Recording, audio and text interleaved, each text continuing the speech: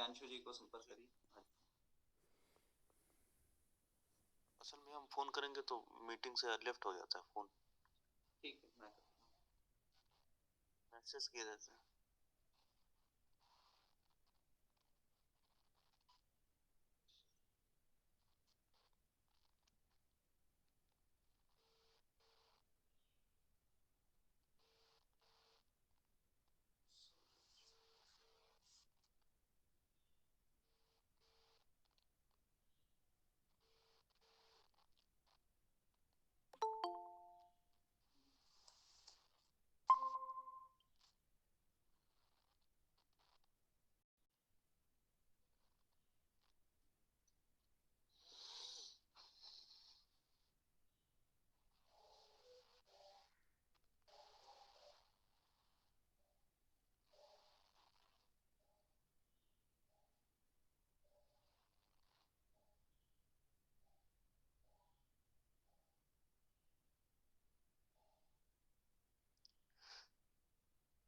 विधि देखिए ये होती है कि जिस दिन एकादशी रहती है जी। उस दिन चावल का सेवन नहीं करते हैं और सेम का सेवन नहीं करते हैं और अधिक जल का पान नहीं करते हैं, यानी कि अत्यंबुपान निषेध होता है। जल कम से कम पीना चाहिए। उसका कारण वही है जो आप कल कह रहे थे कि मन पे प्रभाव पड़ता है स्मृति की कलाओं के साथ साथ। तो इस कारण से जी। कलाओं के बढ़ने की वो तो ये है कि कितना दिख रहा है। तिथि जैसे जैसे पूर्णिमा अथवा अमावस्या के पास आती है वैसे वैसे मन पर इसका प्रभाव पड़ता है। भैया और क्या, चावल के अलावा और क्या होता है? चावल सेम और जल का सेवन कम से कम करना चाहिए। और उदया तिथि को उपवास रखना है तो उस दिन एकदम निराहार रहना है या थोड़े बहुत फल खा लें या पानी भी कम से कम पिए। उष्ण जल का सेवन जी। करें, चाय जैसे उष्ण जल का। उसका मतलब और थोड़ा सा गर्म। जितना गर्म आप झेल सकें, चाहे जितना जी जी जी। कम मात्रा में।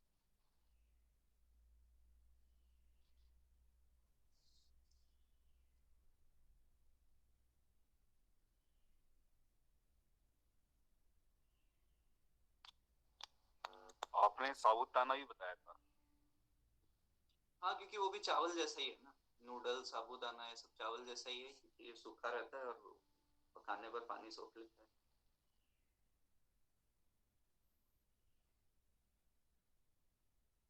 जी नमस्कार, आपकी प्रतीक्षा है।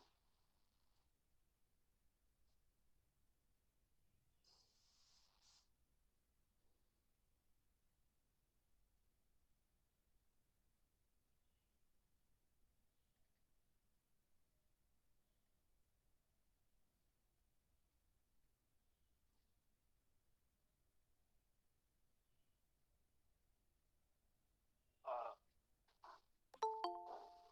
अगर जैसे एकादशी में अगर जैसे भूख लगती है तो ऐसा हो सकता है कि एक टाइम खाना खा लें। फल खा लीजिए। फल खा लें। अच्छा, ये फल वगैरह जो खाने हैं ये मॉर्निंग में खाने हैं जैसे कि हाँ भी, या फिर इवनिंग में, या कैसे किस समय? देखिए भोजन करने का सही समय होता है प्रातः काल 11 बजे। अच्छा। जब एक भुक्त भोजन रहना है यानी कि एक ही बार खाना है तो सवेरे 11 बजे। ठीक है।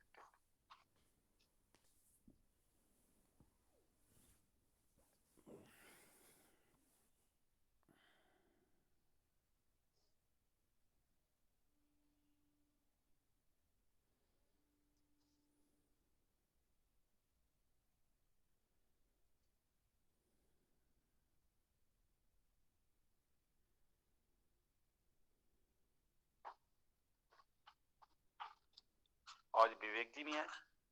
उन्हीं की प्रतीक्षा है। उनका फोन भी लग नहीं रहा। व्हाट्सएप कॉल करके देखें जरा। लग नहीं रहा। किया 2-3 बार, लग एक नहीं बार रहा। आप देख। चलो मैं देखता हूँ।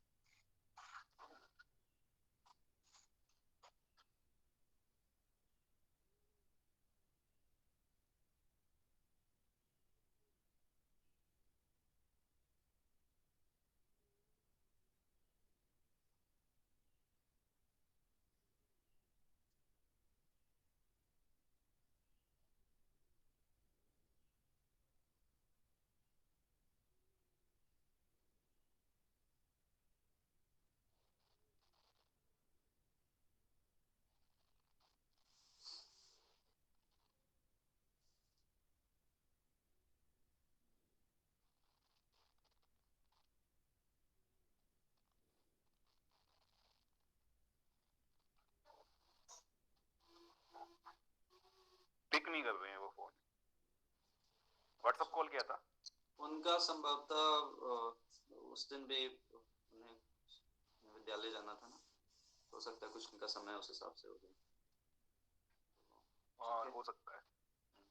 हम करते हैं 4 बार भगवान नारायण का नाम का उच्चारण करेंगे। नारायण नारायण नारायण नारायण।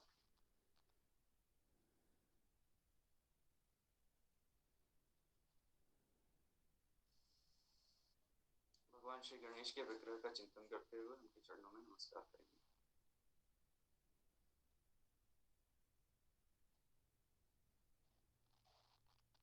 भगवती सरस्वती के स्वरूप का, आसन का, आयुध का, के चरणों का चिंतन करते हुए उनके चरणों में नमस्कार करेंगे।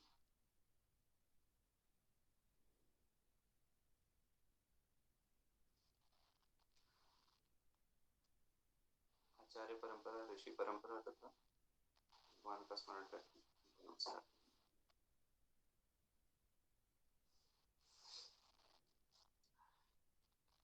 रिकॉर्डिंग प्रारंभ कर दीजिए गणेश जी और सौरभ जी।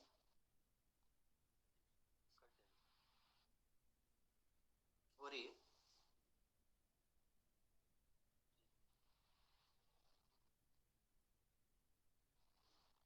गणेश जी आप रिकॉर्ड कर रहे हैं वीडियो?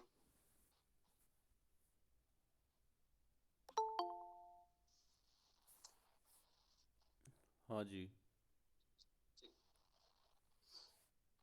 तो हमने कल 21वें श्लोक तक पढ़ा था परसों। मानसिक दोष जो होते हैं, रजोगुण और तमोगुण, यहाँ तक हमने पढ़ा था।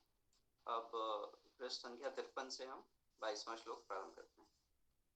दर्शन स्पर्शन प्रश्न परीक्षेत च रोगिणाम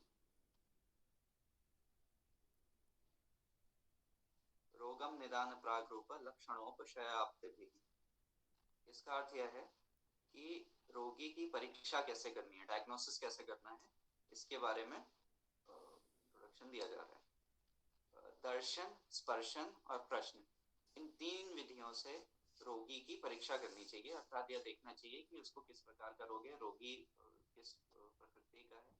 यह सब हमें इन 3 तरीकों से हम देख सकते हैं। दर्शन अर्थात देखना, उसको देख करके हमें क्या समझ में आ रहा है कि उसकी प्रकृति क्या है, उसका रोग क्या है।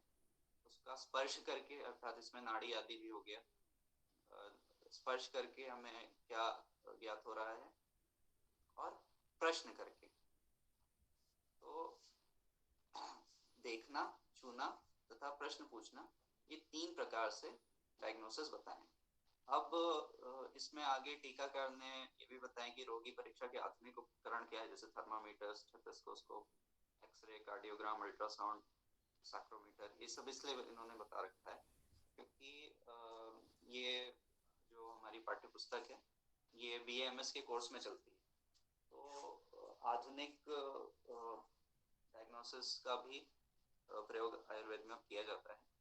तो इसमें मैं कोई विशेष गलती नहीं मानता हूँ, लेकिन ये है कि इसके लिए हमें जो हमारा मूल डायग्नोसिस का सिद्धांत है उसको पीछे नहीं छोड़ना चाहिए। इसका एक दुष्प्रभाव ये हुआ है कि इससे तो हम सारे टेस्ट करवा लेते हैं, आयुर्वेद के वैद्य के पास जाते हैं तो वो भी ये टेस्ट बता देते हैं, हम लैब से टेस्ट करवा लेते हैं, उसके आधार पर वो हमें औषधि बताते हैं।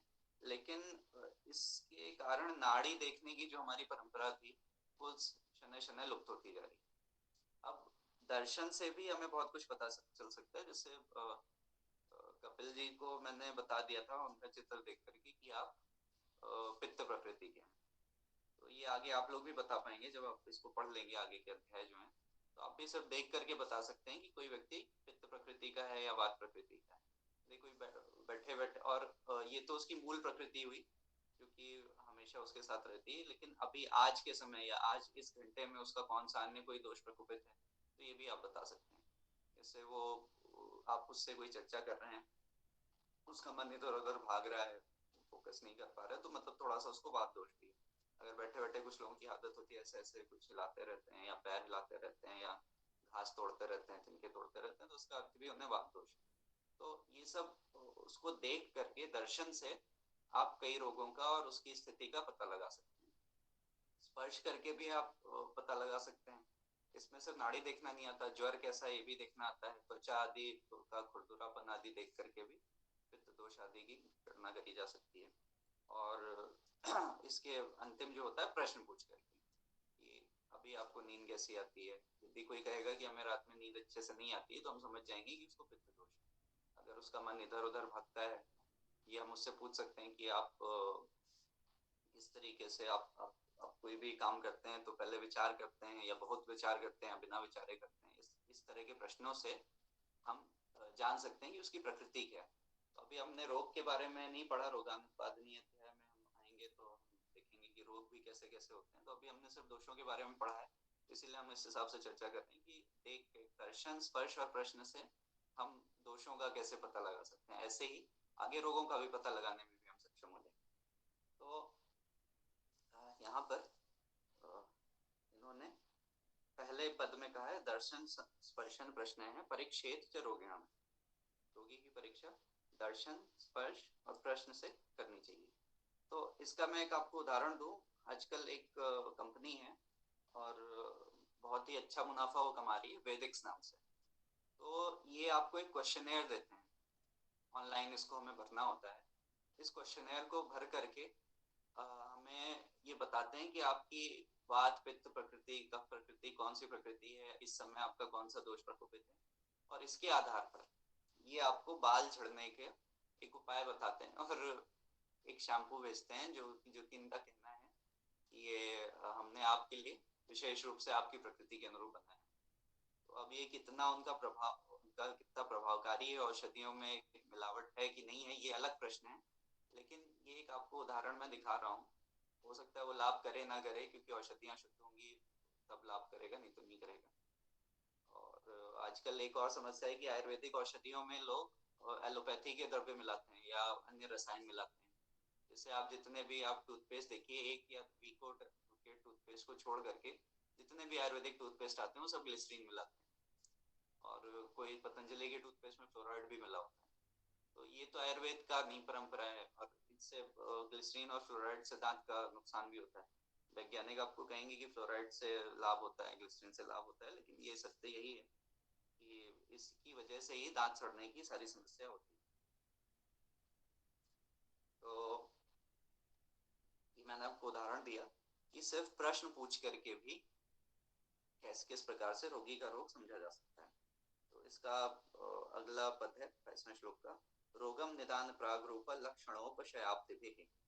अर्थात रोग, ये तो हमने समझा कि रोगी की परीक्षा कैसे करनी है। अब ये बता रहे हैं आचार्य कि रोग की परीक्षा कैसे करनी है। निदान, पूर्व रूप, लक्षण, उपशय तथा संप्राप्ति, इन निदान पंचक के द्वारा, इनको निदान पंचक कहते हैं आयुर्वेद में, जिसमें आता है निदान, पूर्व रूप, लक्षण, उपशय तथा संप्राप्ति। इन 5 सिद्धांतों को निदान पंचक कहा जाता है। ये आपको कंठस्थ होने चाहिए, आप इसे लिख लेंगे और आप इसे स्मरण रखेंगे सदैव। तो इन 5 सिद्धांतों से रोग ज्ञान के उपाय इनको कहा गया। रोग ज्ञान के इन 5 उपायों से रोग की परीक्षा करनी चाहिए। तो अभी यहाँ पर इन्होंने सिर्फ इसके नाम का उल्लेख कर दिया है, तो मैं आपको थोड़ा सा इसका परिचय देता हूँ कि होता क्या है। ये मैं आपको लिख करके समूह में भेज दूंगा, ठीक है। तो इसको आगे हम पढ़ेंगे विस्तार पूर्वक, लेकिन अभी होता क्या है ये मैं आपको बता दूं। निदान जो है उसको आज की मेडिकल साइंस की भाषा में एटियोलॉजी कह सकते हैं। निदान अर्थात एटियोलॉजी ये है कि रोग उत्पन्न किस कारण से हुआ है। जैसे आपने ग्रीष्म ऋतु में एक सीमा तक आम खाने चाहिए, लाभ करते हैं, लेकिन उसका आप अति योग करेंगे तो उससे आपको फुंसियां पैदा हो जाएंगी, तो पित्त आपका अधिक प्रकोपित हो गया। तो इस रोग की, इस फुंसी होने की का निदान क्या है, इसका एटियोलॉजी क्या है कि आपने आम का सीमा से अधिक सेवन किया, पके आमों का, इस वजह से आपको यह रोग हुआ। ये इसका एटियोलॉजी हो गया। उसके बाद अगला इसका अंग है पूर्व रूप। इसको हम अंग्रेजी में कहते हैं प्रोड्रोमल सिम्टम्स, अर्थात रोग उत्पन्न होने के पहले के जो लक्षण है उसे पूर्व रूप कहा जाता है। जैसे कोई रोग है, उसमें भविष्य में आपको अजीर्ण है अथवा कब्ज है, इस तरह का कोई रोग है, तो वो तो हमें अजीर्ण तो बाद में होगा। प्रारंभ में ही हमें खाने पर थोड़ा अजीब सा लगता है अपने कोष्ठ में, अपने स्टमक में, तो वो उसका पूर्व रूप हो गया। अब जब ये हल्का सा होगा तो हम समझ जाएंगे कि कल हमारा पेट खराब हो सकता है, हमें अपच हो सकता है। इसको कहते हैं प्रोड्रोमल सिम्टम्स अर्थात पूर्व रूप। ये मैं आपको लिखित में भेज दूंगा। उसके बाद है रूप अर्थात सिम्टम्स।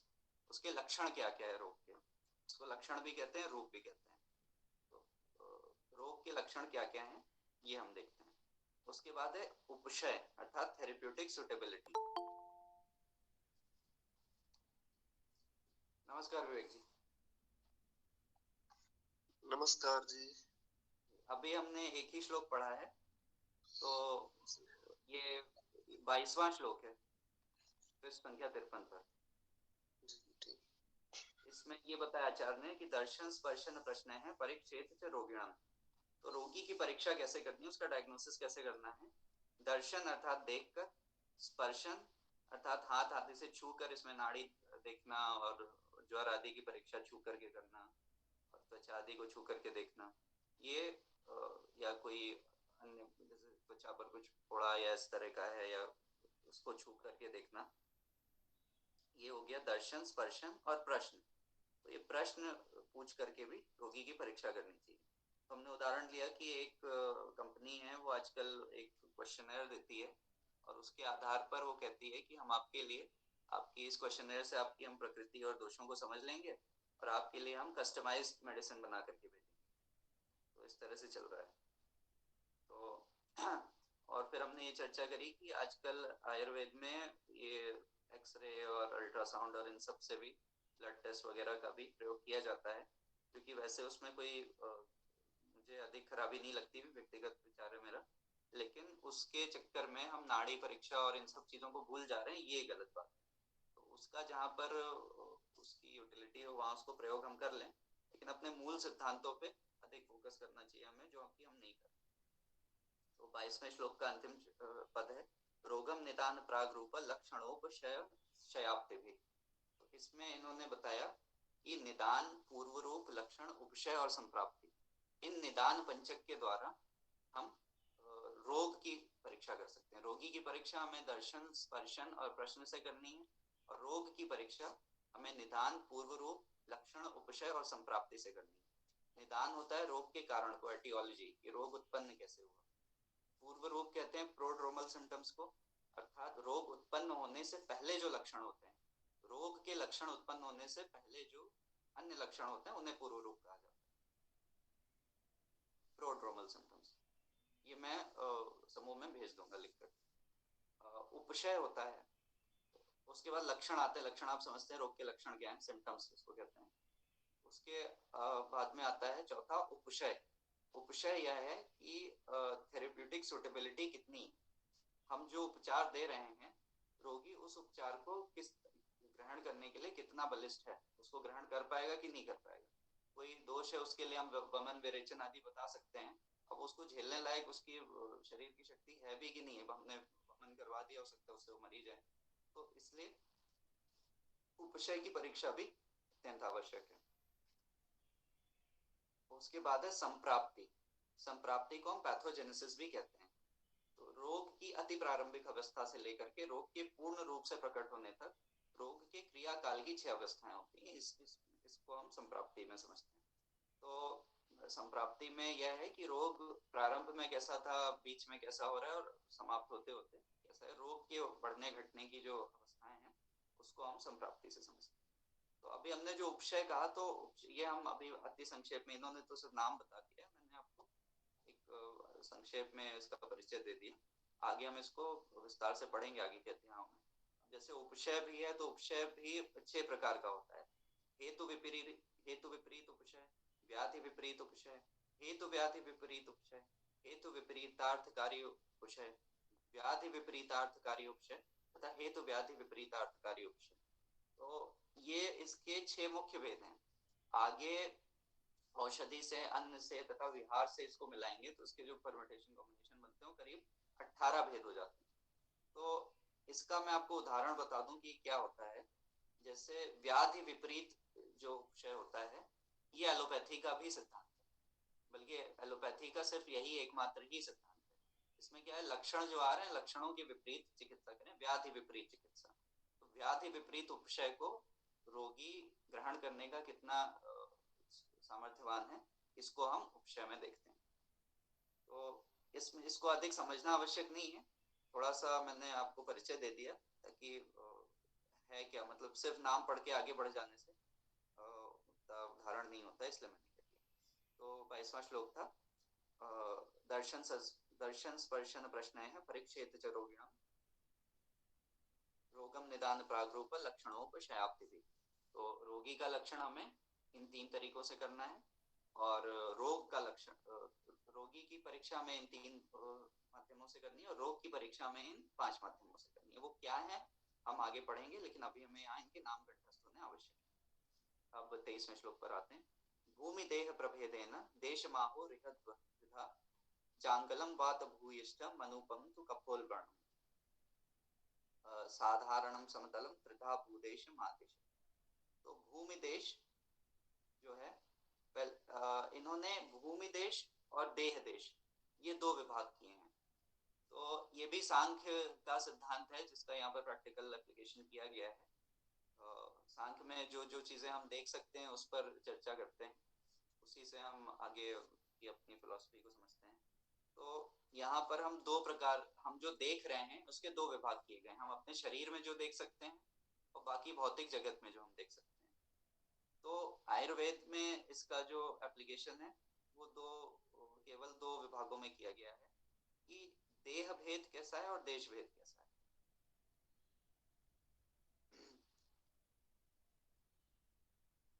आयुर्वेदीय दृष्टिकोण के अनुसार देश 2 प्रकार का होता है, भूमि देश और देह देश।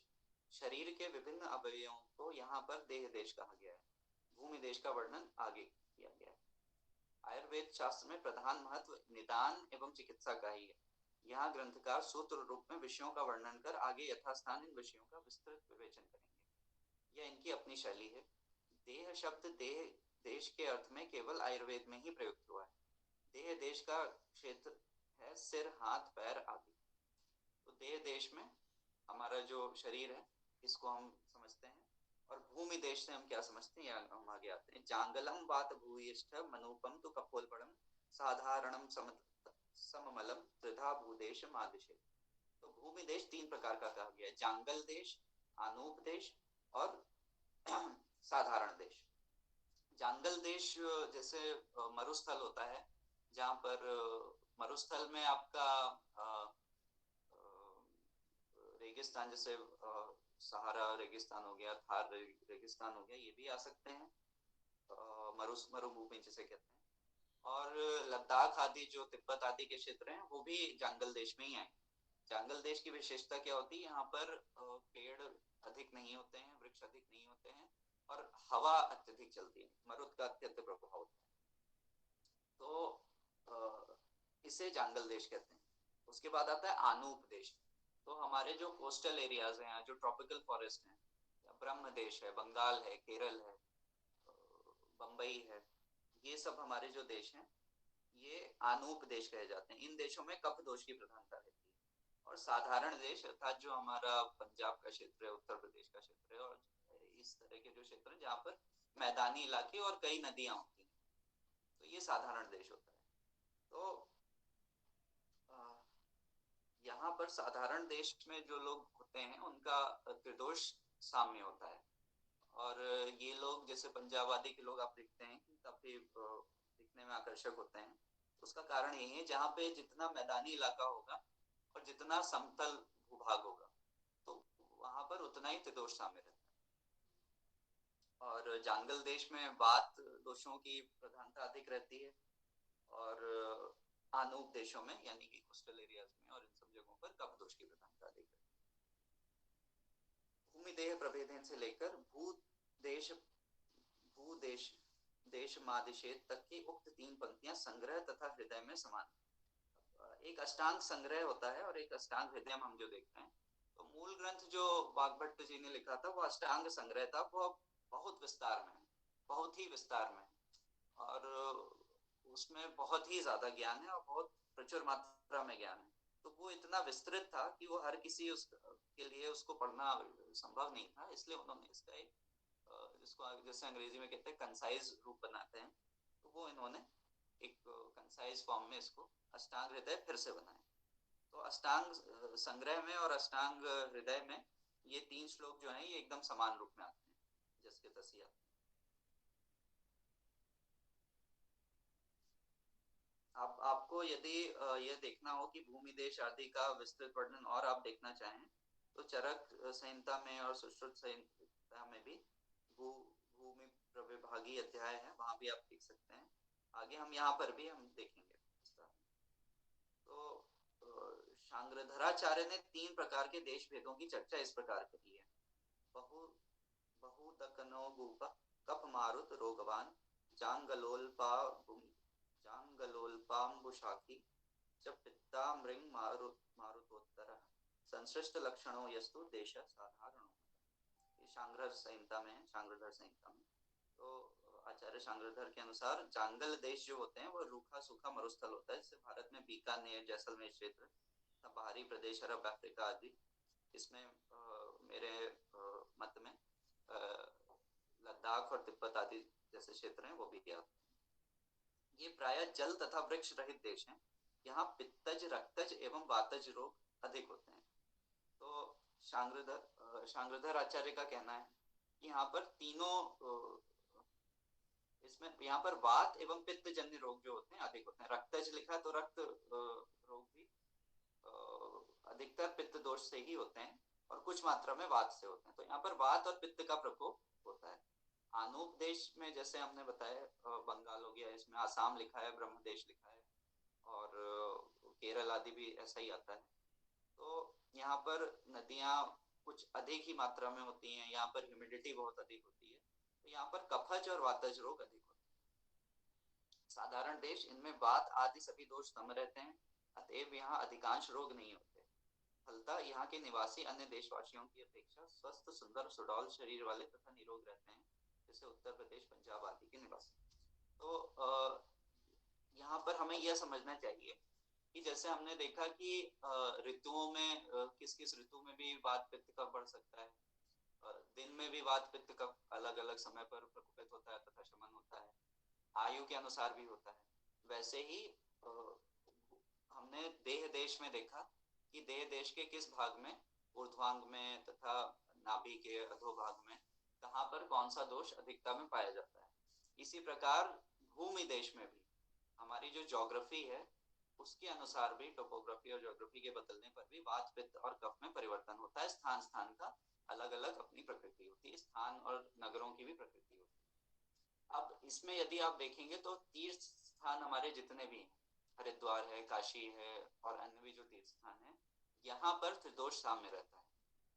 इसीलिए हमारे जो सब सर्वाधिक पवित्र तीर्थ स्थान माने गए हैं वो प्रयाग होते हैं। प्रयाग अर्थात जहाँ पर 2 नदियों का संगम होता है उसे प्रयाग कहते हैं, जैसे रुद्र प्रयाग, देव प्रयाग।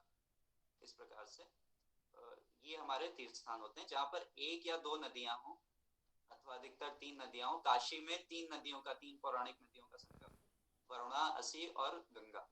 और वरुणा और असी के बीच में मध्य में जो क्षेत्र स्थित है इसको साक्षात शक्तिपीठ माना जाता है। ये साक्षात इसमें इस देश को वरुणा और असी के बीच का जो क्षेत्र है, एक तरफ वरुणा, एक तरफ असी और एक तरफ गंगा जी, तो इस पूरे क्षेत्र को ही शिवलिंग माना जाता है। ऐसा शास्त्र में लिखा है स्कंद पुराण के काशी खंड में। तो इन तीर्थ स्थानों की विशेषता ये है कि यहाँ जाने पर त्रिदोष साम्य होता है। जो व्यक्ति यहाँ जन्म लेते हैं उनके शरीर में त्रिदोष साम्य रहता है। तो ये बड़ी आवश्यक बात है जो हमें याद रखनी है। अब मैं आपको बताऊं, क्योंकि जैसा हम जानते हैं कि इनका तथाकथित मॉडर्न मेडिकल साइंस ये है, ये बहुत प्राचीन नहीं है। ये जब इन्होंने हमारे देश में आक्रमण किया, हमारे ग्रंथ इन्हें प्राप्त हुए, शनय उसका अनुवाद हुआ, तब उन्होंने इसको समझा और इसी को कॉपी करके अपने भाषा में अपनी बुद्धि के अनुसार इसका आगे तो परिमार्जन संवर्धन किया और गलत दिशा में इनके यहाँ भी पहले ये कहा जाता था कि यदि आप रोगी हैं, आपको कोई रोग हो गया है, तो इनका ये सिद्धांत था कि माउंटेन एयर लेने से रोग सही हो जाता है। तो इनके यहाँ पहाड़ों में ऊंचे अल्टीट्यूड पे केबिन्स बना के रखते थे, तो आप जाइए वहाँ केबिन में कुछ दिन गुजार करके आइए तो आप स्वस्थ हो जाएंगे। तो ये इनका अनुभूत प्रयोग था, एनेक्डोटल एविडेंस से ये सभी से सत्य मानते थे। मॉडर्न मेडिकल साइंस आने के बाद इन्होंने इस चीज को नकार दिया। तो इनके यहाँ भी ये ऐसा इन्होंने देखा था अपने अनुभव से कि कुछ स्थान विशेष पर जाने से रोग सही हो जाते हैं। तो आयुर्वेद में ऐसा भी कहा जाता है कि यदि आप अपने जन्म स्थान से जाकर के अन्य प्रदेश में रह रहे हैं और वहां आपको रोग हो रहा है काफी समय से जो कि ठीक नहीं हो रहा है, तो आप कुछ समय अपने जन्म स्थान में जाकर के रहिए, क्योंकि आपकी प्रकृति उसी स्थान के अनुरूप है। तो आपके रोग जो बाहर असाध्य थे वो यहाँ शनै शनै सही हो जाते हैं। तो हमने 3 प्रकार के देश समझे, जांगल देश, अनूप देश और साधारण देश। क्षणाद्यवस्था च कालो भेष योगकृत। अब काल का विभाग देखते हैं। आयुर्वेद में काल 2 प्रकार का माना गया, एक क्षण काल तथा व्याधि काल। क्षण अर्थात प्रातः काल तथा सायं काल, और रोग की अवस्था अमावस्था एवं जीर्णावस्था, इन 2 कालों के अनुसार भेषज योग चिकित्सा का प्रयोग किया जाता है। यहाँ क्षण का तात्पर्य ये है टाइम लाइन। तो हमारा समय जो है दिन का समय, रात का समय, ये जो हम देखते हैं तिथि मास आदि, ये क्षण काल है। तथा दूसरा काल है रोग का ड्यूरेशन, रोग का जो पीरियड चल रहा है, रोग शुरू कब हुआ, रोग का मध्य काल क्या है, रोग का अंत काल क्या है, आदि काल क्या है, पूर्वादि काल क्या है, यानी कि रोग उत्पन्न होने से पहले क्या क्या कारण हुए। तो ये है। तो ये प्योरली एक एपिस्टेमोलॉजिकल टूल है। इसमें आपको अगर ना समझ में आया हो तो आप अंत में पूछ लीजिएगा। 2 प्रकार के काल हैं, क्षण काल और व्याधि काल, अथवा रोग की अवस्था, रोग किस तरह से चल रहा है और समय किस तरह से अनवरत चल रहा है। इसमें इसका कोई विशेष प्रयोजन नहीं है, तो आपको इसमें कोई अधिक समस्या नहीं होगी, इसको उतना ऊपर ऊपर से ही समझना। शोधनम शमनम चेति समासादौषधं द्विधा। अब औषधि के भेद बता रहे हैं। संक्षिप्त रूप से औषधि चिकित्सा 2 प्रकार से होती है। शोधन अर्थात वमन विरेचन आदि विधियों से दोष को निकालना शोधन कहा जाता है, और शमन अर्थात उभरे हुए वात आदि दोषों को शांत करने का उपचार किया जाता है। तो औषधि जो आयुर्वेद में दी जाती है वो 2 प्रकार से दी जाती है। पहला है कि वमन विरेचन बस्ती, इन सब का प्रयोग करके, जैसे पंचकर्म होता है, पंचकर्म में वमन विरेचन बस्ती नस्य यह सब देते हैं। 2 प्रकार की बस्तियां होती हैं। तो वमन होता है उल्टी करवाना, आपको औषधि आदि देकर के वोमिटिंग करवा दी।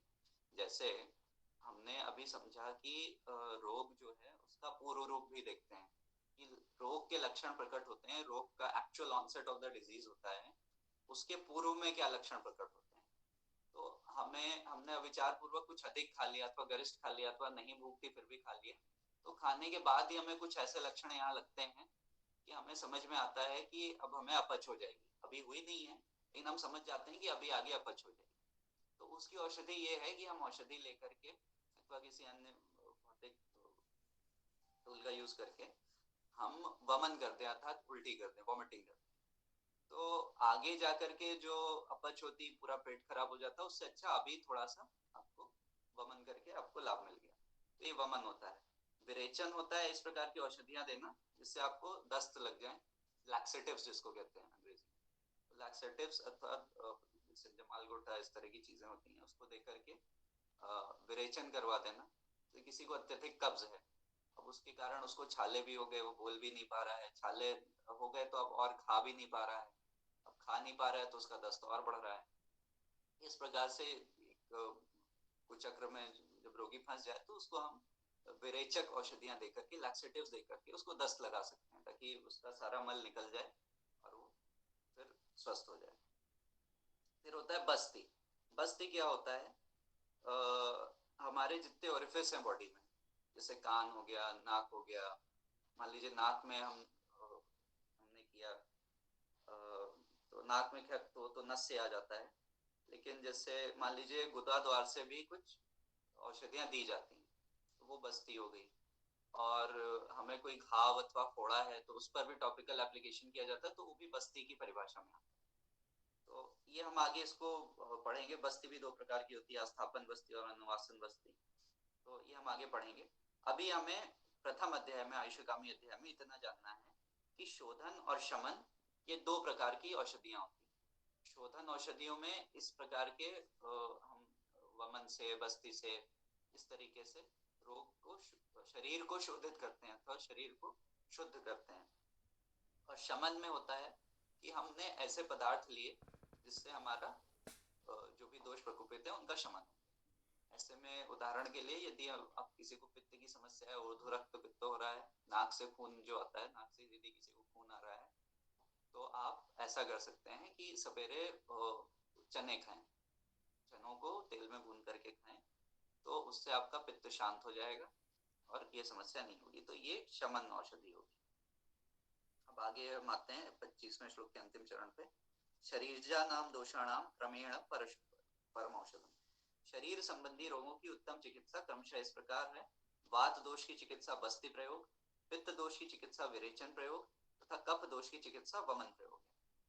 वात दोष में तैल, पित्त दोष में घृत और कफ दोष में मधु का प्रयोग उत्तम शमन चिकित्सा है।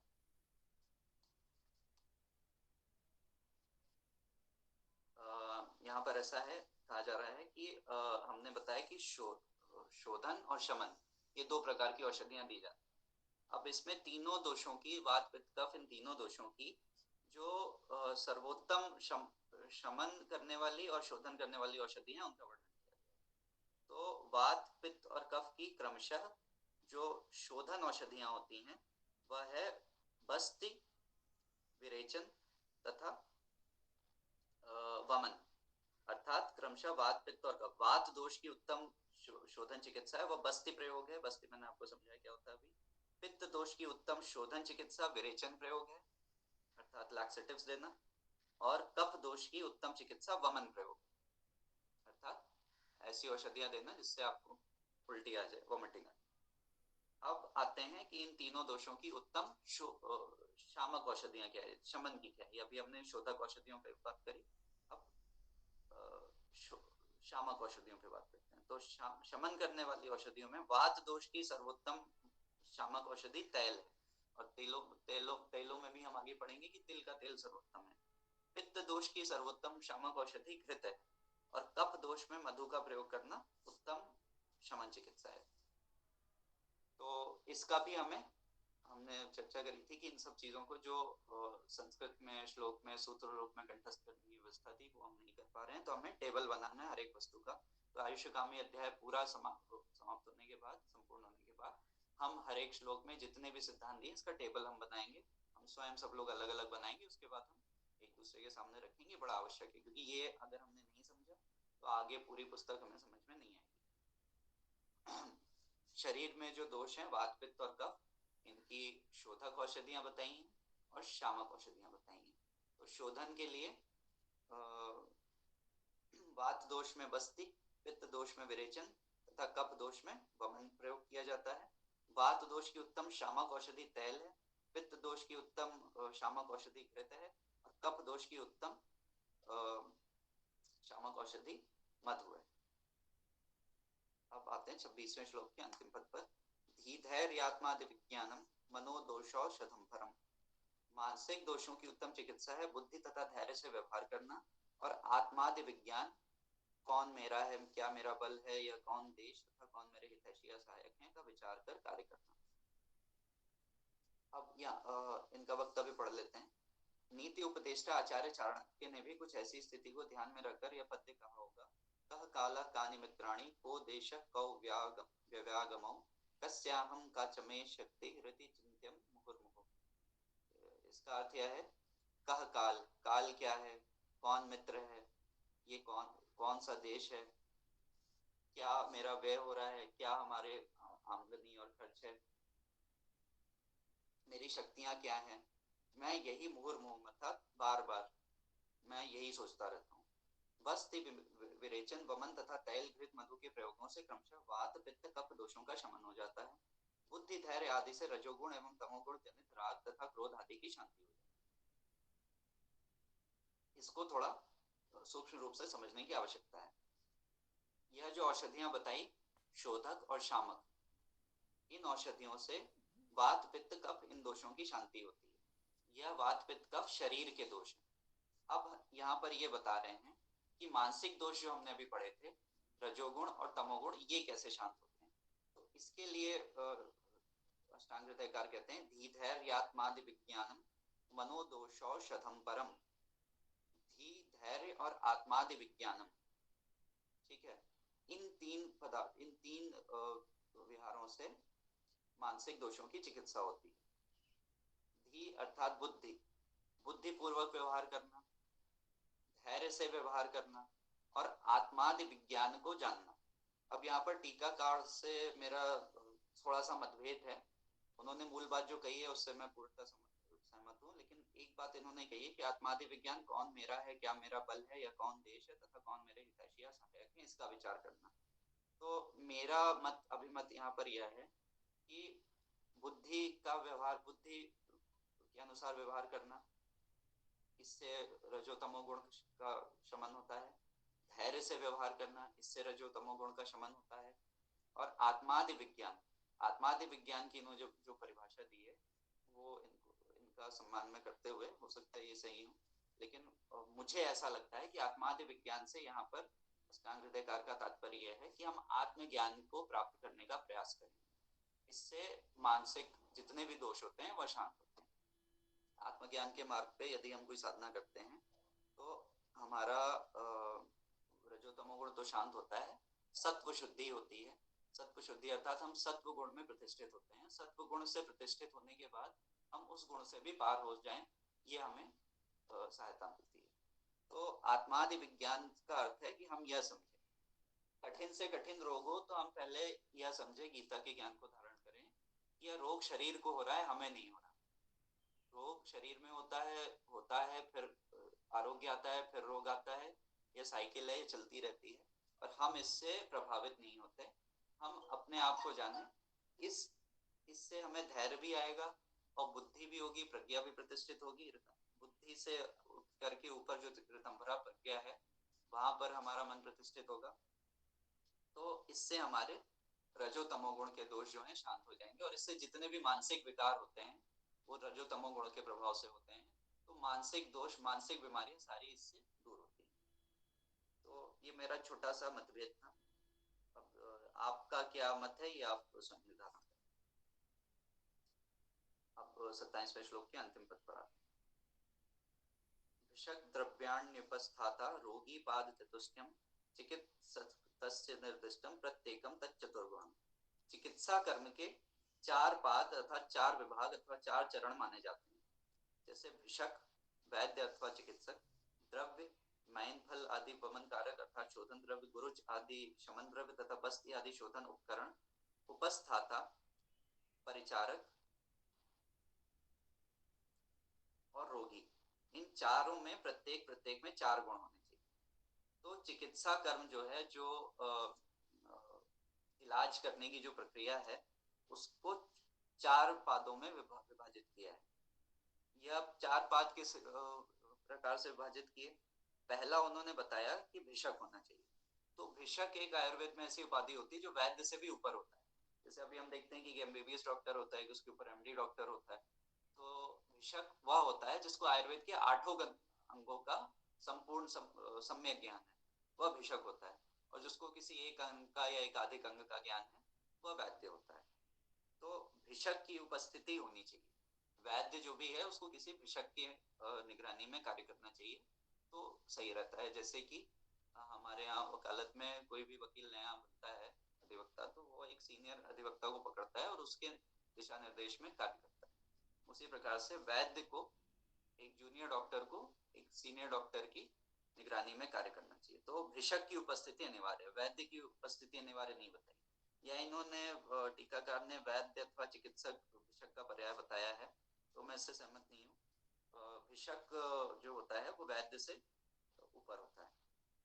तो पहला जो विभाग है वह है भिषक। भिषक सबसे अधिक आवश्यक है चिकित्सा के लिए। दूसरा है द्रव्य। द्रव्य में औषधियां भी आ गई और आपके इंस्ट्रूमेंट्स भी आ गए। जो आपके उपकरण हैं औषधि को देने के लिए अथवा शल्य क्रिया आदि करने के लिए, ये भी द्रव्य में आ गए। अब तीसरा विभाग है उपस्थाता। उपस्थाता अर्थात नर्स अथवा नर्सिंग असिस्टेंट। तो वैद्य की विषक की अथवा वैद्य की आवश्यकता है। दूसरी आवश्यकता औषधियों तथा उपकरणों की है। और तीसरी आवश्यकता नर्स अथवा नर्सिंग असिस्टेंट की है, या कंपाउंडर की भी आप कह सकते हैं। और अंतिम जो आवश्यकता है वो रोगी की है। इन चार वस्तुओं का समुच्चय होने पर, वस्तुओं अथवा व्यक्तियों का समुच्चय होने पर ही रोग का निदान हो सकता है। आयुर्वेद का जो उपचार है वो इन चारों से होता है। अब इन चारों में चार चार गुण होने चाहिए। तो वैद्य के चार लक्षण पहले बताएं। दक्षस तीर्थार्थ शास्त्रार्थो दृष्ट कर्मा शुचिर भिषक। तो वैद्य जो है वह दक्ष होना चाहिए, अर्थात चिकित्सा कर्म में कुशल होना चाहिए। तीर्थ प्राप्त होना चाहिए। तीर्थ प्राप्त का अर्थ यहाँ टीकाकार ने दिया है कि आचार्य से शास्त्र के अर्थात आयुर्वेद शास्त्र के अर्थ को ग्रहण कर चुका हो। तो तीर्थ जो होता है वह दो प्रकार के तीर्थ हमारे परंपरा में बताए हैं। एक तो तीर्थ स्थान होता है, तीर्थ स्थल होते हैं जैसे काशी आदि हो गए। और जो गुरु अथवा आचार्य होता है उसको भी तीर्थ की उपाधि दी गई है हमारे शास्त्रों में। तो दो प्रकार के तीर्थ माने गए हैं। तो यहाँ पर तीर्थ का, अभी हम आजकल इन चीजों को उतना नहीं जानते, पहले सामान्य ज्ञान में आता था, इसलिए विशेष रूप से उन्होंने नहीं समझाया। टीकाकार को नमस्कार है जो उन्होंने इसका इतना विशद अर्थ इस प्रकार से बताया। तो आचार्य से यानी कि गुरु शिष्य परंपरा से आयुर्वेद शास्त्र के अर्थ को उसने ग्रहण किया। इसीलिए मैंने प्रारंभ में कहा था कि हमें गुरु शिष्य परंपरा नहीं प्राप्त है, इसलिए हम हमारा इसका जो प्रयोजन है वो इतना है कि हम अपनी ऋतुचर्या आदि सिद्धांतों का पालन अपने जीवन में हम कर पाए, हम अपनी चिकित्सा कर पाए। तो इसीलिए मैंने आपको कहा था कि हम जो कोर्स ये कर रहे हैं इसको करने के बाद, इस स्वाध्याय को करने के उपरांत हम दूसरे की चिकित्सा करने के अधिकारी नहीं होते, कानूनन भी नहीं होते और शास्त्र की दृष्टि से भी नहीं, जब तक हम गुरु शिष्य परंपरा प्राप्त गुरुकुल से इसका अध्ययन ना करें। तीसरी कुशलता जो वैद्य में होनी चाहिए वह है दृष्ट कर्मा। चिकित्सा की विधियों को जो अनेक बार देख चुका हो। दृष्ट कर्मा अर्थात जिसने अभी तक बहुत इस तरह के केसेस देखे हो, जो अनुभवी हो। तो पहला कि वह अपने कार्य में दक्ष हो, दूसरा वह परंपरा प्राप्त हो, गुरु शिष्य परंपरा से उसे आयुर्वेद का ज्ञान मिला हो, तीसरा वह अनुभवी हो, और अंतिम जो शुचि अर्थात शरीर तथा आचरण से पवित्र हो, शुचिमान हो। तो जो पवित्रता रखे उस वैद्य के पास जाना चाहिए। अभी ऐसा है कि अब तो क्या है कि ये तो हम देखते ही नहीं। पहले हमारी परंपरा ये है कि गुरु करने से पहले गुरु की परीक्षा करो, वैद्य करने से पहले वैद्य की परीक्षा करो, और आचार्य करने से पहले आचार्य की परीक्षा करो। परंतु एक बार परीक्षा करने के उपरांत जब आप उनका आश्रय ग्रहण कर लें तो उन पर हमेशा श्रद्धा बनाए रखें, उसके बाद उन पर अश्रद्धा करने पे पाप लगता है। तो ये हमारे यहाँ की परंपरा है। तो वह वैद्य जो है वह शरीर तथा आचरण से पवित्र है कि नहीं, ये रोगी को भी पहले वैद्य की परीक्षा करनी चाहिए, फिर अपनी परीक्षा उससे करवानी चाहिए। तो ये हमारी संस्कृति में क्या कैसे होता था, ये हम शास्त्र को पढ़ते हैं तो थोड़ा थोड़ा हमें उसकी झलक मिलती है। तो उससे लाभ ये होता है कि हम स्वयं को उस हिसाब से ढाल सकते हैं, क्योंकि जो चीजें हमसे छूट गई हैं हम उसको इस तरह से पुनर्ग्रहण कर सकते हैं। 28वें श्लोक का अंतिम कल, बहुकल्पम बहुगुणम संपन्नम योग्यम औषधम। तो जो औषध द्रव्य बताएं, जो हमारे इंस्ट्रूमेंट्स और औषधि, जो दूसरा भाग था चिकित्सा का, पहला भाग वैद्य था, दूसरा भाग औषधि और उपकरण। तो औषधि और उपकरण के चार लक्षण होते हैं। बहुकल्प अर्थात जो अनेक प्रकार से रोगी को दिया जा सके, which can be administered in several ways। जैसे उत्तम औषधि वह है जिसको आप कच्चा भी दे दें, शाक बना करके भी दे दें। जैसे पुनर्नवा है, पुनर्नवा को आप कच्चा भी खा सकते हैं, उसका साग बना करके भी खा सकते हैं सब्जी की तरह, उसको चूर्ण बना करके भी दे सकते हैं, उसका अर्क बना करके भी दे सकते हैं, उसका अवलेह बना करके भी दे सकते हैं, जैसे च्यवनप्राश आदि में उसका प्रयोग कर सकते हैं। तो इस प्रकार से जो अलग अलग तरीकों से उसका अरिष्ट बना करके भी दे सकते हैं। तो जितने इसको बहुकल्प हो गया, यानी कि उसके अलग अलग कल्प बना करके हम रोगी को दे सकते हैं। तो ये उत्तम औषधि के लक्षण होते हैं, बहुकल्प। फिर बहुगुण हो, जो औषधि सभी गुणों से संपन्न। जैसे त्रिफला जो है वो बहुगुण औषधि है, गौमूत्र अर्क जो है वो बहुगुण औषधि है। इससे बहुत सारे रोगों का निदान होता है, सर्वाधिक रोगों का निदान इन 2-3 औषधियों से हो जाता है, तो ये उत्तम औषधि के लक्षण है। बाहुकल्प अर्थात जो बहुत प्रकार से एडमिनिस्टर करी जा सके। बहुगुण अर्थात जो बहुत सारे गुणों से युक्त तो बहुत रोगों का वो उपाय कर सके। संपन्न हो, तीसरा गुण औषधि का क्या होना चाहिए कि वह संपन्न हो, अर्थात जो अपने गुणों की संपत्ति से युक्त हो। और इसका क्या अर्थ है, जैसे मान लीजिए कोई औषधि है, वो वात शामक है, लेकिन वो वात शामक है, लेकिन कितनी मात्रा में वात शामक है? जरा सा वात का शमन करती है या वात का सम्यक रूप से शमन करती है? तो जो औषधि वात, जैसे हरड़ है, हरड़ को आप सेंधा नमक के साथ वर्षा ऋतु में लें, वो सम्यक रूप से वात का शमन कर देती है। और भी चीजें होती हैं जो वात का शमन करती हैं, लेकिन इतने अच्छे से नहीं करती, उसको धीमे धीमे करके काफी ज्यादा लेना पड़ेगा, वो थोड़ा थोड़ा वात का शमन करती है, तो वो कम संपन्न है। और हरड़ को आप सेंधा व लवण के साथ लेंगे तो वो अत्यधिक संपन्न औषधि है। और उसके बाद योग्य हो, अर्थात जो रोग रोगी देश काल आदि के अनुकूल हो। इसका अर्थ क्या है, ये यहाँ पर फीजिबिलिटी की बात कर रहे हैं। योग्यता का यह अर्थ है, जैसे संजीवनी बूटी बड़ी अच्छी बूटी है, लेकिन क्या हमारे देश काल की योग्य है? हमें तो प्राप्त ही नहीं, तो वो उसमें योग्यता का अभाव है, क्योंकि हमें हमारे देश काल के अनुरूप प्राप्त नहीं। और भी कुछ औषधियां हो सकती हैं जो कि प्राप्त तो हैं, लेकिन हमारे देश काल के अनुरूप नहीं, वह कहीं और उगती हैं, कोई ईरान आदि में, क्योंकि ये सब भी पहले हमारे भारत के अंग था। अब जैसे हींग है, हींग उज्बेकिस्तान से आती है, 100% हींग उज्बेकिस्तान और अन्य इस्लामिक देशों से हमारे यहाँ आती है। अभी कल को कोई युद्ध हो जाए अथवा वो देश तेल निकल जाए और अमेरिका दावा बोल दे, तो हम क्या करेंगे? हमें हींग प्राप्त नहीं होगी, तो फिर वो हमारे देश काल के अनुरूप ना होने के कारण हम हींग को औषधि के रूप में बात करना बंद कर देंगे। अब आते हैं परिचारक अर्थात नर्सिंग असिस्टेंट अथवा नर्स अथवा कंपाउंडर के जो 4 गुण हैं, उस पे आते हैं। इनको परिचारक अथवा उपस्थाता कहते हैं। वह अनुरक्त हो, अर्थात रोगी से स्नेह रखने वाला हो। शुचिवान हो, अर्थात वहां पर साफ सफाई रखे, भोजन की साफ सफाई रखे, कि जहाँ भी रोगी रहते हैं वहां बहुत अत्यधिक गंदगी रहती है, वो बिस्तर पर भी मलमूत्र का विसर्जन कर रहे हैं, और बाकी भी वहां पर शल्य क्रिया हो रही है, तो उससे इन्फेक्शन आदि फैल सकता है।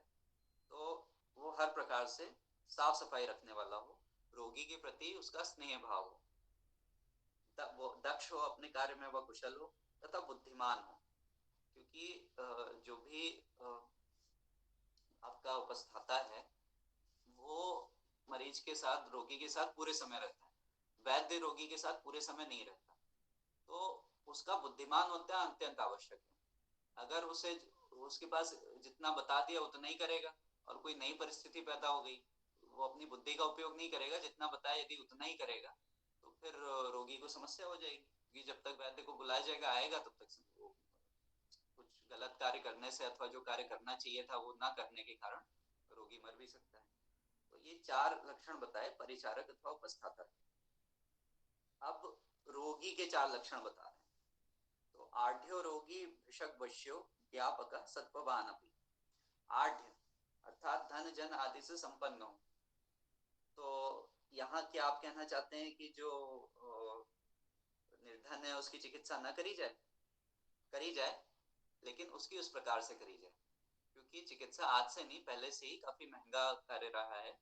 आज अनावश्यक रूप से महंगा है, पहले इसलिए महंगा होता था क्योंकि बड़े दूर दूर से औषधियां लाई जाती थी, सब किया जाता था। तो यहाँ पर एक अष्टांग हृदय में इस सिद्धांत को बार बार देखा गया है कि आयुर्वेद की बदनामी ना होना पाए, इसका बड़ा उन्होंने ध्यान रखा है। उनको संभवतः त्रिकालज्ञ होते थे पहले आचार्य, उन्हें पता होगा कि भविष्य में क्या होना है, इसलिए उन्होंने इस बात का बड़ा ध्यान रखा है। यदि रोगी आपकी बताई औषधि ग्रहण नहीं कर पाएगा, उसके पास इतना धन ही नहीं, तो होगा ये कि आपके पास आया और उसने उपचार करवाया और वो मर गया। अब मर इसलिए गया क्योंकि आपकी औषधि वो अफोर्ड नहीं कर पाया। तो इतना लोग नहीं देखते, लोग ये देखते कि उनके पास ये भी गए थे, ये भी गए थे, ये भी गए थे, तो मर गए। तो इस कारण इन्होंने रोगी के, उत्तम रोगी के जो लक्षण बताए हैं वह यह है कि वह धन जन आदि से संबंध हो, अर्थात धनाढ़ हो। तो इसका अर्थ यह नहीं कि ये नहीं कहा गया है कि जो निर्धन हो उसकी चिकित्सा ना करें, लेकिन उसमें कुछ बातों का ध्यान रखें, उसको उसी के अनुसार आप परामर्श दें कि आपकी कितनी संभावनाएं कितनी नहीं है।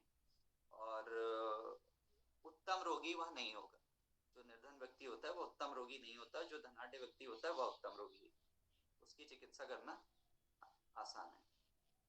दूसरा गुण रोगी में होना चाहिए कि वह भिषक वश्य हो, अर्थात भिषक के वश में रहने वाला हो, अर्थात वैद्य जो बोले, भिषक जो बोले उसकी आज्ञा में रहे, उसके अनुसार चले, उसकी आज्ञा का उल्लंघन ना करे। यदि उसकी आज्ञा का उल्लंघन करेगा तो वह सही नहीं होगा, और सही नहीं होगा तो आपकी बदनामी होगी, आपका अपयश होगा।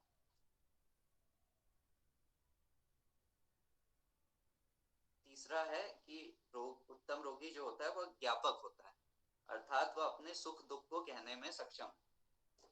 तो क्योंकि मेरी पत्नी भी मेडिकल लाइन में है, तो वो बड़ी एक बात विनोद की बताती हैं कि जब भी कोई रोगी होता है तो कोई बड़ा डॉक्टर हो गया और दूसरा जो छोटा डॉक्टर है, तो वो पूछने आएगा, छोटा वाला डॉक्टर, जूनियर डॉक्टर, तो उससे पूछेगा कि लाइन से सबसे पूछते हैं राउंड लेते समय कि किस किस को क्या क्या समस्या है और आपको ये लाभ हुआ कि नहीं हुआ, अभी ये समस्या है कि नहीं है। तो वो उनको कुछ और बताते हैं, और उसके बाद जब हायर रैंकिंग ऑफिसर आते हैं, बड़े डॉक्टर आते हैं, तो वो उनको कुछ और ही बात बताने लगते हैं। तो फिर वो बिगड़ते हैं कि तुम तो ये कह रहे थे, रोगी ये कह रहा है। तो जो अच्छा उत्तम रोगी होता है वह ज्ञापक होना चाहिए, उसके शरीर में क्या समस्या है क्या नहीं है, उसको क्या लाभ हुआ अथवा क्या और समस्या होगी, क्या साइड इफेक्ट उत्पन्न हो रहे हैं, ये सब वह भली भांति सम्यक रूप से एक बार में कह सके। नहीं कहेगा तो उसी के आधार पर, उस प्रश्नोत्तरी के आधार पर जो आप आगे उपचार बताएंगे वह गलत होगा, गलत होगा तो उसकी मृत्यु भी हो सकती है और उसमें अपयश आपका होगा। इसलिए रोगी जो है इस तरह का उत्तम नहीं होता जो सुख ज्ञापक ना हो, जो अपने सुख दुख को कहने में सक्षम ना हो। अर्थात अंतिम बात है सत्ववान, अर्थात मानसिक शक्ति संपन्न, अर्थात चिकित्सा काल में होने वाले कष्टों से ना घबराने वाला। यहाँ पर हम चर्चा करेंगे मॉडर्न मेडिकल साइंस के दो सिद्धांतों के बारे में, प्लेसिबो इफेक्ट और नोसिबो इफेक्ट। तो सत्ववान अर्थात मानसिक, उसके शरीर में तो दोष हैं लेकिन मानसिक दोष उसको ना हो। इसका क्या अर्थ है? रजो तमोगुण अधिक होगा, सत्व कम होगा, तो वो घबराएगा, भय से ग्रस्त होगा, अथवा आप उसको कोई कष्टकारक उपचार बताएंगे उसको वो करने से पीछे हटेगा। तो सत्वशाली जो व्यक्ति होगा वो पीछे नहीं हटेगा, आप उसको कोई कष्टकारक उपचार बताएंगे तो उसको सहन करके आपका आज्ञा की आपकी पालन करेगा। तो इसका क्या कारण है? और इसका एक दूसरा पहलू भी है कि सकारात्मक विचारों का होगा तो वो स्वस्थ हो जाएगा, और नकारात्मक विचारों का होगा तो आप कितना भी उसको औषधि दें, उपचार करें, शोधन करें, वो स्वस्थ नहीं होगा क्योंकि उसकी सोच ही नकारात्मक है। इसको मॉडर्न मेडिकल साइंस भी स्वीकार करता है और इसने दो इफेक्ट बताते हैं, प्लेसिबो इफेक्ट और नोसिबो इफेक्ट। प्लेसिबो इफेक्ट ये होता है कि आपको कोई फर्जी औषधि दे दी गई, आपको औषधि बता करके चीनी की गोली पकड़ा दी गई अथवा अन्य कुछ हो गया, औषधि के रूप में टैबलेट तो दे दी, इंजेक्शन तो दे दिया, लेकिन इंजेक्शन में पानी था। तो आपको लगेगा, क्योंकि आपको लग रहा है, आपके मन में ऐसा संकल्प उठ रहा है कि हाँ हमें औषधि मिल गई, अब हम ठीक हो जाएंगे, तो आप वास्तव में बिना औषधि के ठीक होने लगते हैं, और जैसे जैसे लक्षण आपको बताएंगे औषधि लेने से इस प्रकार से रोग ठीक होगा इतने काल में, तो वो हो जाता है, ठीक हो जाता है। और इसका विपरीत होता है नोसिबो इफेक्ट। आप डॉक्टर के पास गए, उसने टेस्ट बता दिए, टेस्ट की कुछ भी व्याख्या कर दी और आपको बता दिया कि अरे आपको ये रोग है। तो वास्तव में आपको वो रोग भले ना रहा हो, लेकिन उसके बताने मात्र से वो रोग हो जाएगा, और इसमें कई लोग मर भी जाते हैं।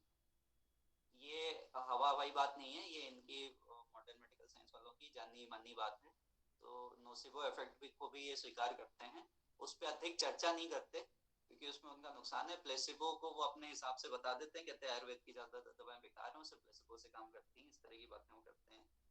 तो नोसिबो पे भी उनको चर्चा करनी चाहिए, उनका जो परामर्श होता है वो कैसे नोसिबो पे रोग ना होने पर भी रोग उत्पन्न कर देता है। तो यहाँ तक हमने पढ़ा। अब मैं तो बताता जाता हूँ, कोई कुछ पूछता नहीं है। अब मेरी इच्छा ये थी कि आज ये आयुष्कामी अध्याय पूर्ण कर दें, ये थोड़ा सा ही बचा है, ये कल संपूर्ण हो जाएगा। तो अब आप लोग कुछ प्रश्न अपने बताएं, 5-10 मिनट के समय में जो बचा है कुछ प्रश्न आप लोग बताएं, क्योंकि ऐसे आगे पाठ करते रहने से तो कोई लाभ नहीं है। आप लोग प्रश्न पूछेंगे, आपस में चर्चा होगी, तभी तो स्वाध्याय होगा, नहीं तो इससे जो पाठन हो गया स्वाध्याय का।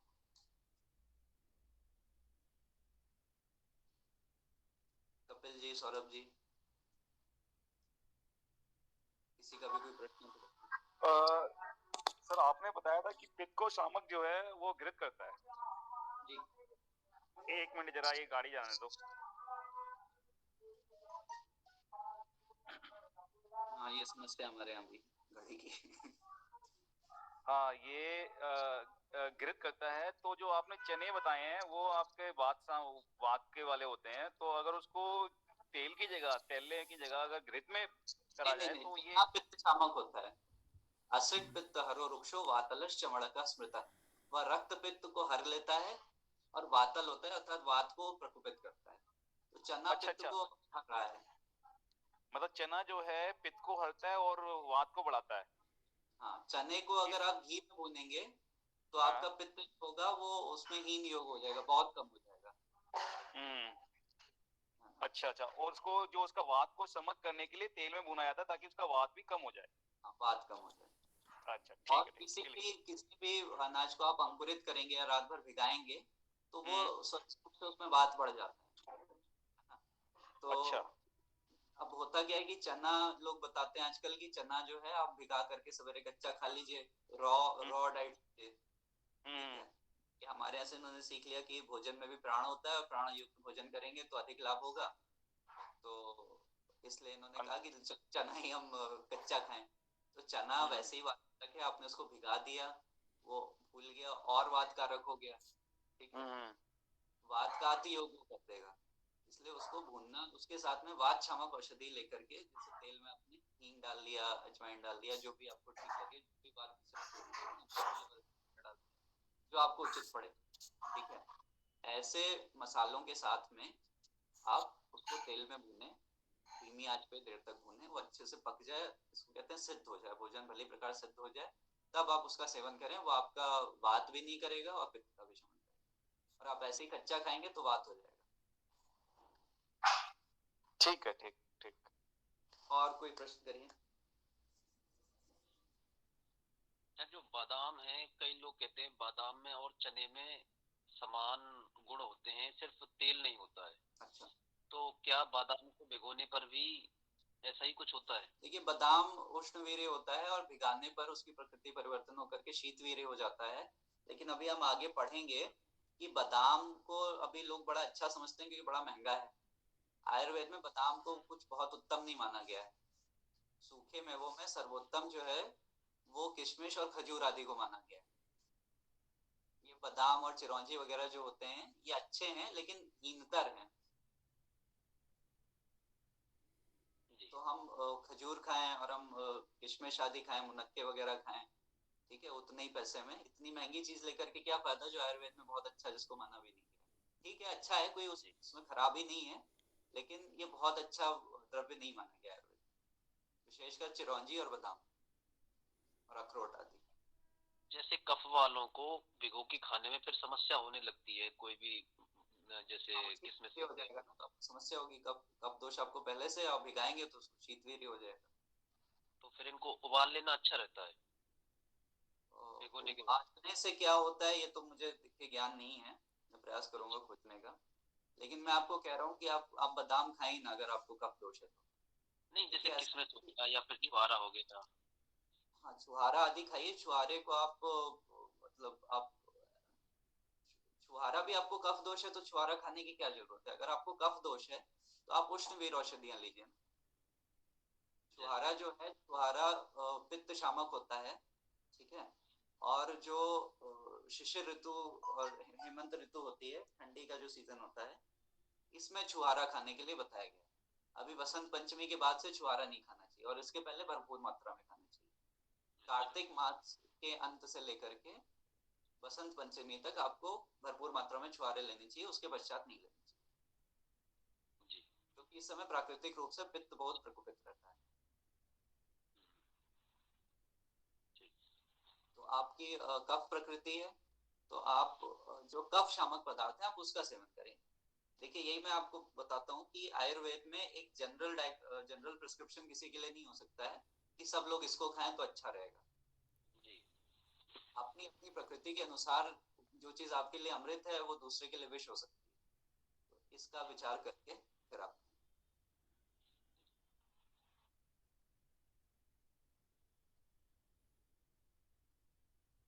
भैया जैसे खाने के बाद जैसे जब उल्टी लगती है तो ये कौन सा प्रकार का दोष हो सकता है? इसके कई कारण हो सकते हैं, वात से भी हो सकता है और संग्रहणी के कारण भी हो सकता है। संग्रहणी होती है कि मल एक बार में नहीं आता, बार बार आता है, तो उससे वात दोष की विषमता होती है, तो वो कभी रिवर्स पेरिस्टाल्सिस होता है, कभी पेरिस्टाल्सिस होता है। और इसके लिए आप सबसे पहले तो कुकर का बना खाना छोड़ दें। दूसरी बात, खाने के बाद पानी पीना छोड़ दें, कम से कम आधे 1 घंटे बाद पानी पिए। और अगर कुछ सूखा खाना है तो आप पूरे भोजन में उष्ण जल को थोड़ा थोड़ा मतलब चुस्की ले सकते हैं उसकी सिप्स में, यानी कि पूरे भोजन में आपको 2 घूंट से अधिक पानी नहीं पीना है, थोड़ी थोड़ी एक मात्रा में। जी जी, मतलब खाने के तुरंत बाद तो इसका मतलब जो है खाने के तुरंत बाद वात की खाने वजह के से बाद ऐसा होता है। सूखा खाना है तो, नहीं तो वो भी नहीं लेना। जी जी जी जी। हेलो। जी ये हम जो मेरे को लगता है जो हम निगलेक्ट करते हैं, जैसे सबसे अधिक रोग उसी से होते हैं, मानसिक कारण से, मुझे ऐसा लगता है कि या ये सत्य है क्या? देखिए ऐसा है कि हर वस्तु के जैसे कोई भी रोग है ना, या रोग छोड़े कोई भी वस्तु है, ठीक है, तो जो ज्योतिष है वो उसकी ग्रहों की गणना के अनुसार व्याख्या कर देगा, ठीक है। जो आयुर्वेद का जानकार है वो उसका ये 3 दोषों के अनुसार व्याख्या कर देगा, ठीक है। और भी जो विधाएं हैं वो अपने अपने अनुसार कर देंगे, वो सारी विधाएं सही है। तो उसी चीज को आप रजो तमो गुण से भी परिभाषित कर सकते हैं, और आप स्थूल दृष्टि से देखें तो बात पित्त कफ से भी परिभाषित कर सकते हैं। ये दोनों एक दूसरे के ही पहलू हैं, कि सिक्के के अलग अलग पहलू। जैसे आपको मैंने उदाहरण दिया था कि आप किसी से ईर्ष्या कर रहे हैं अथवा किसी से आपको घृणा है अथवा आप उससे कुपित हैं और उसी का चिंतन कर रहे हैं बार बार, तो आपको पित्त दोष हो जाएगा और आपको चर्म रोग हो सकता है, ठीक है।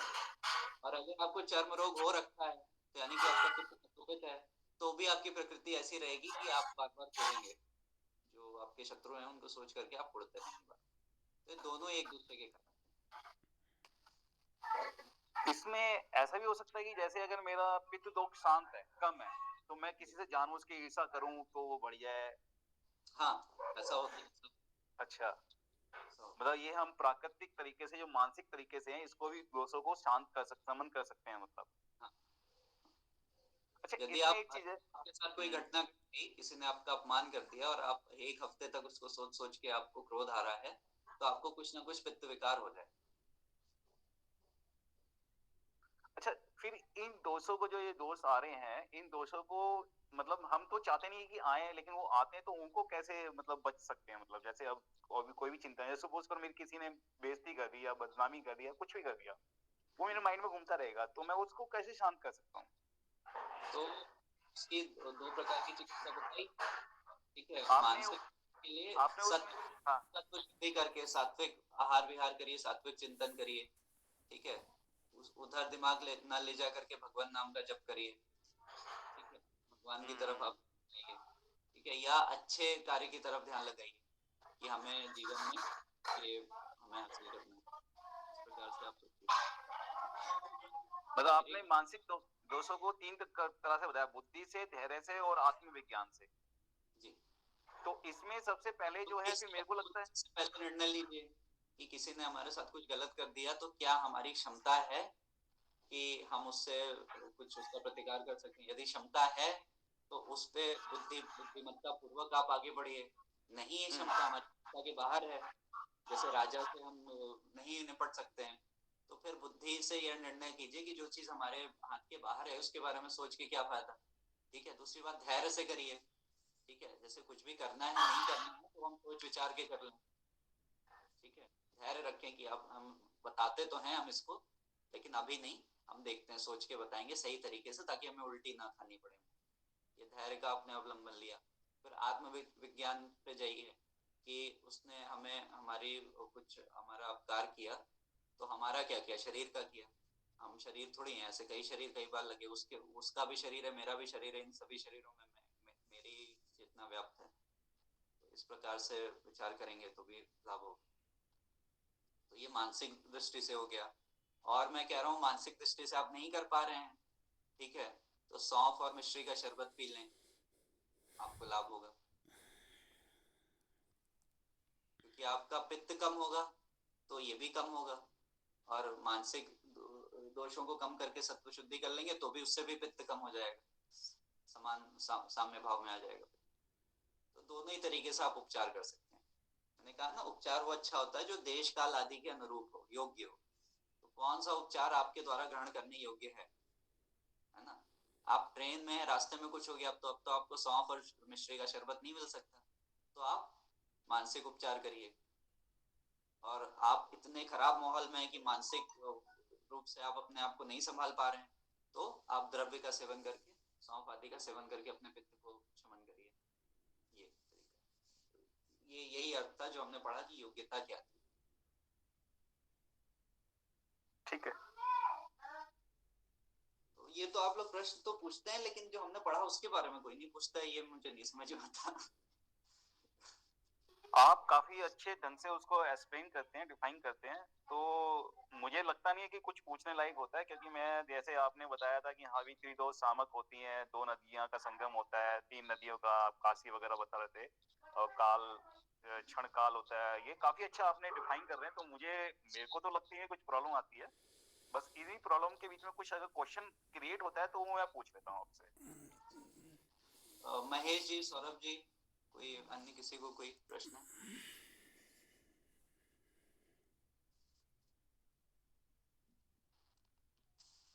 जी नहीं भाई साहब।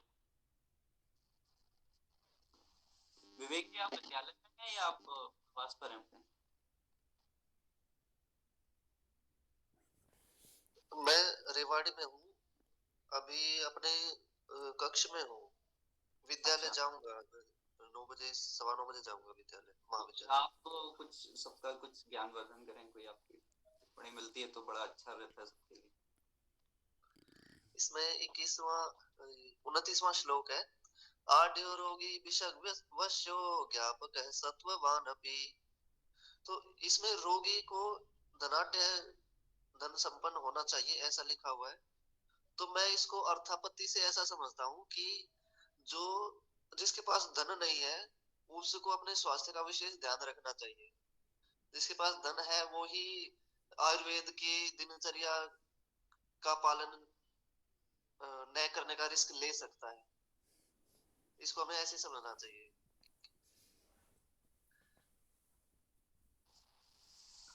आप तुम गागर में साकर वाली बड़ी चोट लगने वाली बात कहते हैं।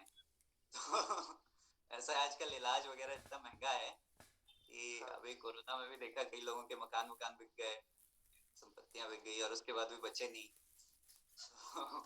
क्योंकि एक बार इनके चक्कर में आप फंस गए तो फिर आयुर्वेद से कुछ होगा नहीं आपका, है ना। आपने अपना ऑपरेशन करवा लिया, कोई अंग निकलवा लिया, कुछ करवा लिया, तो आयुर्वेद भी आपको कहाँ तक संभालेगा। इसलिए आपने बहुत अच्छी बात कही।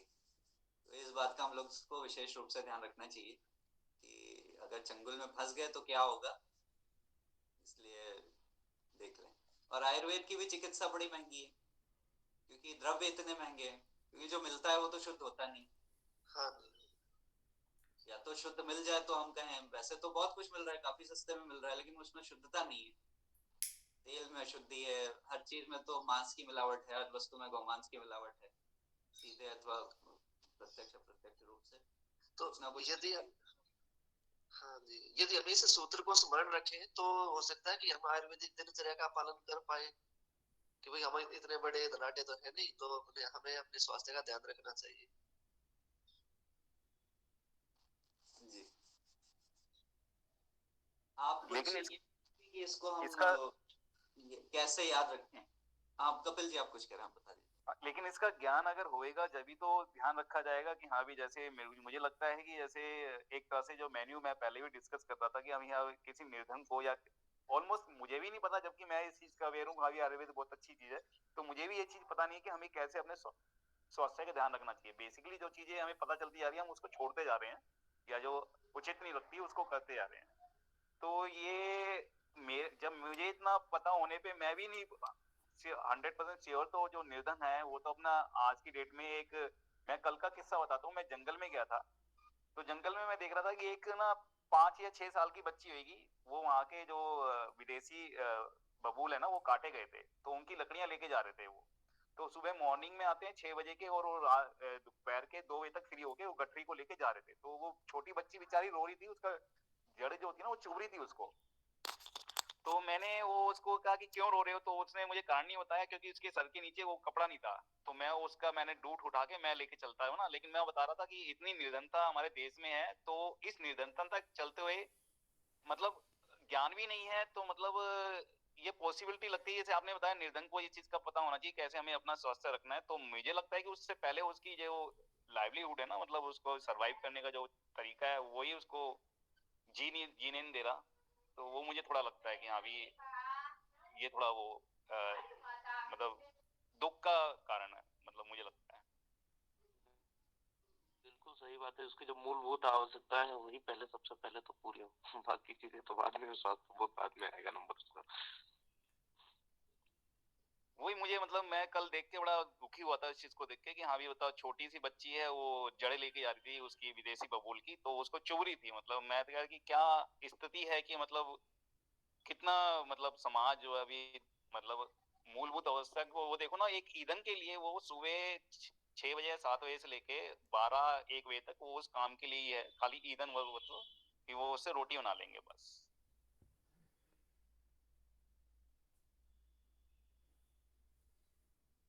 विवेक जी, इसका क्या उपाय मेरा है? मानना है कि अज्ञानता ही दुख का कारण होती है। वो अभी अल्प वय में थी, तो उसको ज्ञान नहीं था इतना कि वो कुछ कुछ भी ऐसा रख ले सिर पे कि वो डायरेक्ट उसको कांटा ना चुभे, तो वो उससे बच सकती थी। वैसे ये जब हम कार्य करते रहते हैं तो शरीर में रोग नहीं लगते। वो तो एक छोटा कष्ट था कि वो चुभ रहा था उसको, पर वो यदि ऐसे कार्य करती रहेगी तो उसको रोग नहीं होंगे, स्वस्थ रहेगी। और स्वास्थ्य ही सबसे बड़ा धन है। हाँ, ये आपने सही बोला कि निर्धन आदमी अगर वो कार्य करता रहता है तो वो एक्टिवेट रहता है। तो ये मुझे लगता है कि हाँ भी यही एक उसके लिए जो मेन्यू होता है वही एक बेटर है, क्योंकि मैंने कई जगह सुना भी है कि जैसे ना पता नहीं निघंटू में किस में था, जो है ना ये आप झंडू वैद्य जी, उनके बारे में सुन रहा था कि वो जा रहे थे, तो उन्होंने कहा था कि खाना खाने का पानी नहीं पीना चाहिए। तो वो जा रहे थे तो एक किसान को देखा, उसने खाना खाया और खाना खा के गटागट बाद में पानी पी गया। तो फिर वो खेत में दोबारा से काम करने लग गया। तो उन्होंने इससे निष्कर्ष निकाला कि जो मेहनती बंदा होता है ना, बहुत ज्यादा हार्डवर्क करने वाला था, तो उसकी जठर जो होती है ना वो मुझे लगता है बहुत प्रज्वलित होती है। तो उसमें आप जो मर्जी डाल दोगे ना वो सब हजम कर जाएगा। जैसे सुनने में ही आता है कि हाँ भी किसी को पत्थर पर कंकड़ सब हजम हो जाते हैं। तो निर्धन आदमी के लिए ये बेटर है कि वो हार्डवर्क करे, उसमें कामचोरी ना करे। मेरा विचार है ये ऐसा। निर्धन व्यक्ति की सबसे बड़ी समस्या आज के समय में ये है कि वह दिन की शुरुआत करता है चाय पी करके, और मध्य काल उसका दिन का जाता है बीड़ी पी करके, और अंतिम काल जाता है शराब पी करके। सही कह रहे हैं आप। सबसे ज्यादा आवश्यक है।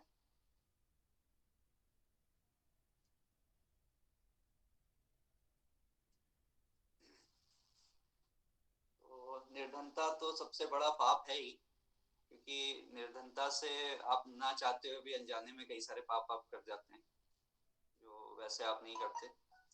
और अज्ञान का भी मूल निर्धनता होता है। पहले तो ऐसा नहीं होता था कि पहले विद्यार्थियों को वैश्य होते थे, वो अपना के लिए व्यवस्था करके रखते थे, काशी में कोई भी आकर के पूरे भारत से आकर के निःशुल्क पढ़ सकता था।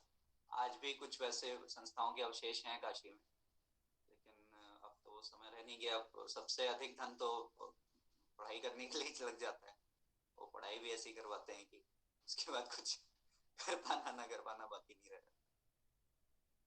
तो विवेक जी, कुल मिला के कुछ बात हम अपनी यथाशक्ति हम धर्म का आचरण करें, आपस में एक दूसरे से इस बारे में चर्चा करें, कुछ करें। इन समस्या वही आ जाती है कि राक्षसी वृत्ति सब जगह फैल रखी है और उससे धर्म का ह्रास हो रहा है, हमारी संस्कृति का ह्रास हो रहा है। कुछ इसका ये तो बात ठीक है, हमें क्या करना है तो हमें पता है, हम भी करते हैं, आपसे प्रभावित होकर सब लोग कर रहे हैं। तो लेकिन इसका चिरकालीन निदान क्या है, इसका उपचार कैसे किया जाए? रोग का तो उपचार कर लेंगे, इसका उपचार कैसे हो? ये तो बहुत गहन चिंतन मनन का विषय है, एकदम से तो मैं नहीं बता पाऊंगा। पर एक तो 3-4 गुरुकुलों की स्थापना हो, 3-4 छोटे छोटे दुर्ग बनाए जाए जो बाहरी संसार से बिल्कुल कटे हुए हो, कोई किसी राक्षस का वहां पर प्रवेश ना हो, वहां पर योग्य शिष्य मिल जाए और गुरु भी हो, वहां से ये आरंभ किया जा सकता है।